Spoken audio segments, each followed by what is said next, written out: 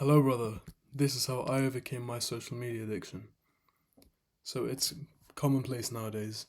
You're gonna have people that scroll for 12, 14 hours a day, or even if they're not scrolling, they're watching YouTube videos, they're cooking and cleaning, and they're listening to podcast. They're on the toilet, they're scrolling, they're brushing their teeth, they're scrolling, they're in school on lunch break, they're scrolling. Every single free time where they're not in like a classroom and they're not allowed their phone, for example, they're scrolling, they're on social media. Now, how do we reduce our screen time like this? How do we take a step back from this and realize that our life is consumed by this? No, you are being targeted by 100,000 like psychology based software engineers that are trained and perfect at captivating your attention as best as possible. No, this is like $1 trillion business or whatever. But how do you overcome that? Because if we don't care about, this is captivate society and whatever, because no, we're not trying to overcome society here, we're trying to overcome our problems and then helping the others around us.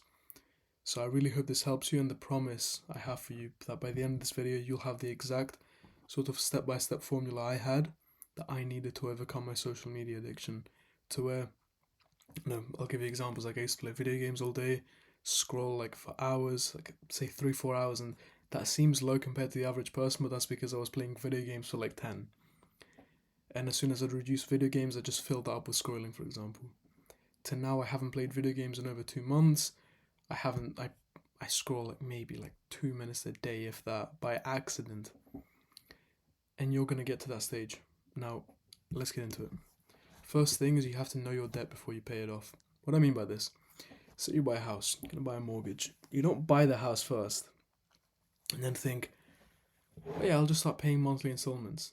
No, it's you buy the house knowing how much it's gonna cost you, so then you can start paying it off.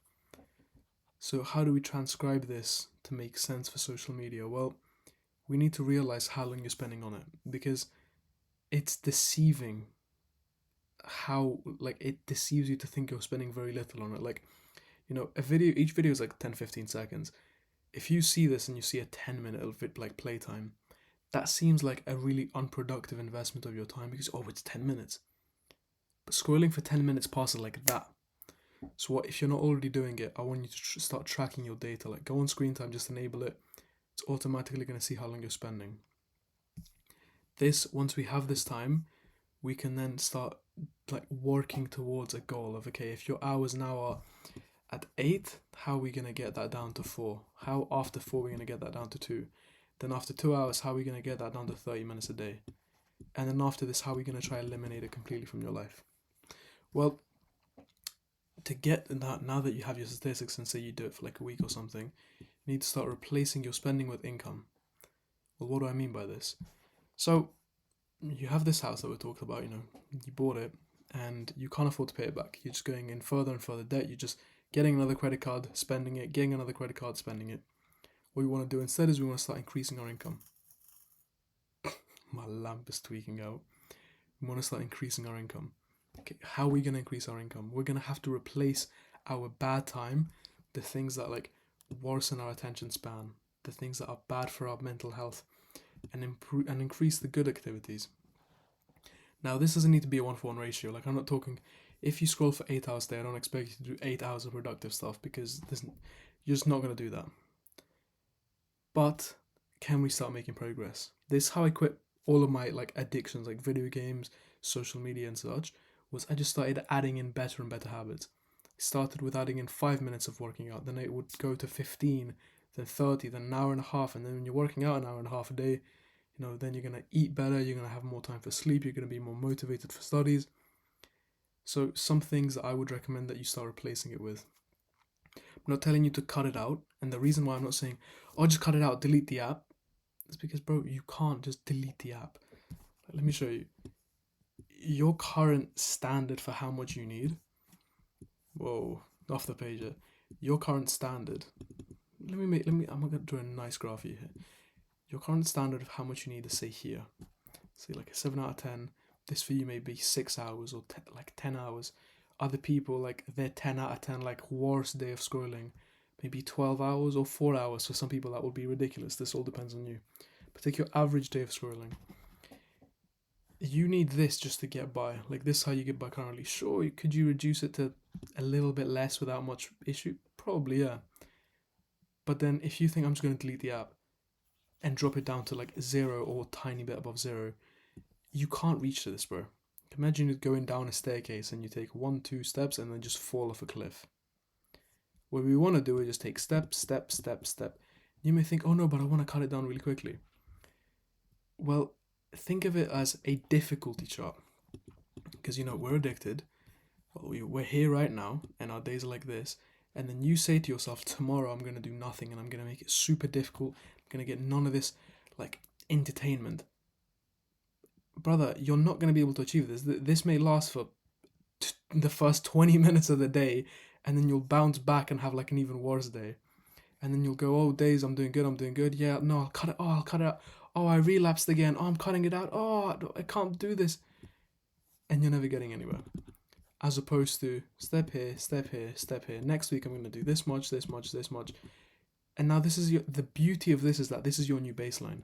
When you just cut it off like that, your baseline doesn't change. You're still addicted to the activity. Sure, does distancing yourself help? Of course. But we're not actually changing our addiction. We're not changing our desire. Like, I don't have a desire to play video games anymore. I used to, and I could cut it out, could delete the game. Yeah, a day later I'm going to install it, bro. You need to change your desire for it step by step by step by step by step. So, we're going to do that. I'm going to explain this part in a second, but I can't get over this part. I'm going off script, like with, the little script I have here of like monthly installments do this of progressively deloading. But this is so important because I know, bro, this kept me stuck for years, man. For everything, for all my addictions, that you say to yourself, oh, I'm doing so bad, I'll quit tomorrow. And tomorrow happens and you can't handle not having that stimuli. Like, you've just gone from having 12 hours stimuli to zero. Your brain can't fathom that. But if you go 12 hours to 11 hours 40 minutes, then 11 hours 20 minutes, just go, go, go, go, go, one step down at a time, one step down at a time, it becomes manageable for your brain. Some good things to start replacing that time with, because we don't want to just create vacuums of space, right? You're decreasing this time. Well, what are we going to fill it with? Idle hands are the devil's workshop. If you just create more spare time, you're going to be bored and just go back to scrolling, right? Instead, we want to fill that up with good things like working out, meditation, gratitude journaling, reading, spending time with friends, spend time with your family, watch long form stuff instead of short form. It's not like a long term fix, but it's a way, way, way better step. Go outside, pick up a hobby, clean your house, clean your dirty room, bro. Study, make a business, learn a skill. It's 1,000,001 things to do. Now, whatever of those things sounded fun to you, it's like, oh, meditation, working out, joining a club, going out with friends more. Yep, going out with your friends is more productive than sitting at home and doing this. Going out on a date with a girl is a lot more productive than sitting at home and scrolling. We're just going to replace that time slowly, slowly, slowly. So every month or every week, I just use like monthly installments because, like the deposit example, like the mortgage payment. All we want to do is slowly deload and slowly deload. And yes, are we going to have times when we have a bad day and we're feeling like shit and we spike up? Yeah, we are. But our whole point is that even when we have these bad days, we don't say to ourselves, oh, tomorrow, man, oh, I'm gonna do even less tomorrow. It's back to the old analogy of, if this is your difficulty of today now, like how difficult it is for you to not watch under 10 hours. If one day, you go and you do really badly, like you put zero effort in out of the 2 out of 10, you put zero effort in and you watch 12 hours instead, and you think, man, I'm watching 12 hours a day, I'm doing so bad in my life. And you say, tomorrow I'm going to watch 2 hours max. And you wake up tomorrow and your difficulties now appear. You can't handle this, bro. Yesterday you couldn't even handle 10 hours. Why do you think you can handle this? Instead, if you have a bad day, do you know what the next day should be? I'm gonna try keep it 11 hours and 50 minutes because yesterday I had 12. This is gonna hurt your ego. This seems stupid. You're like, what? But I was doing 10 a few days ago. Well, yeah, 10 didn't work for you.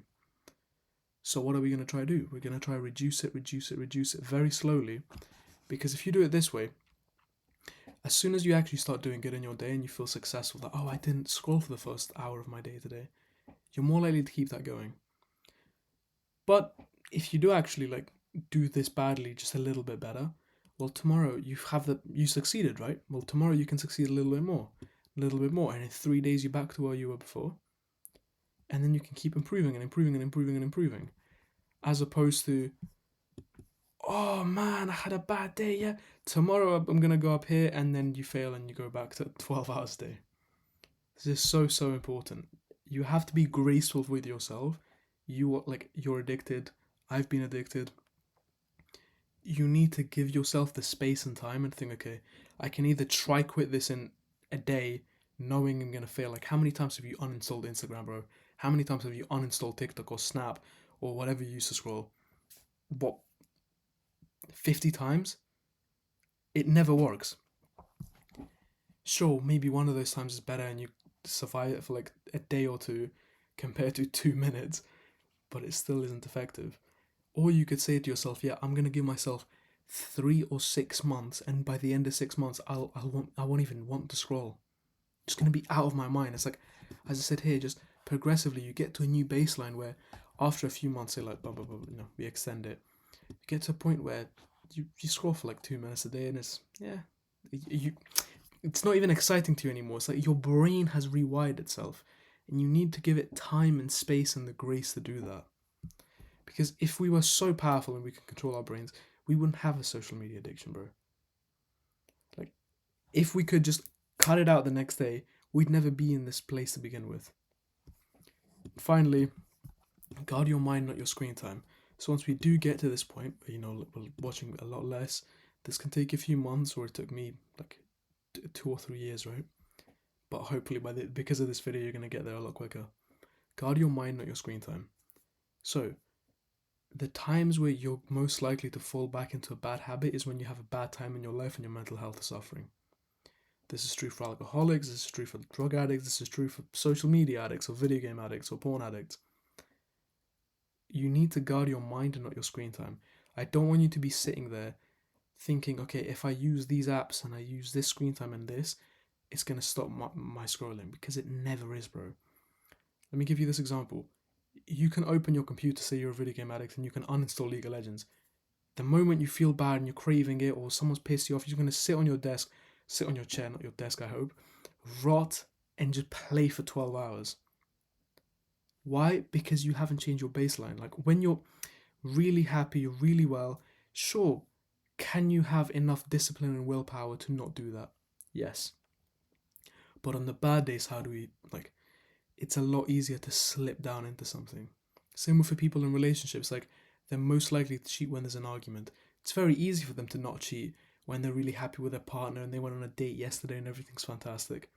But it's way easier for them to slip up when they just had a big argument, they don't know what's happening, they're angry, they feel betrayed. It's so much easier. It's the same way with your mind, it's the same way with your addictions. That you need to improve your mental health so you can actually guard against the bad times. Because as soon as a bad time happens, it's like it can allow, it's not like one bad day. As soon as you allow yourself to scroll again, it's like that's going to be a week or two of scrolling, and then you need to go back through the cycle of slowly reducing it. So how do we guard our mind? How do we improve our mental health?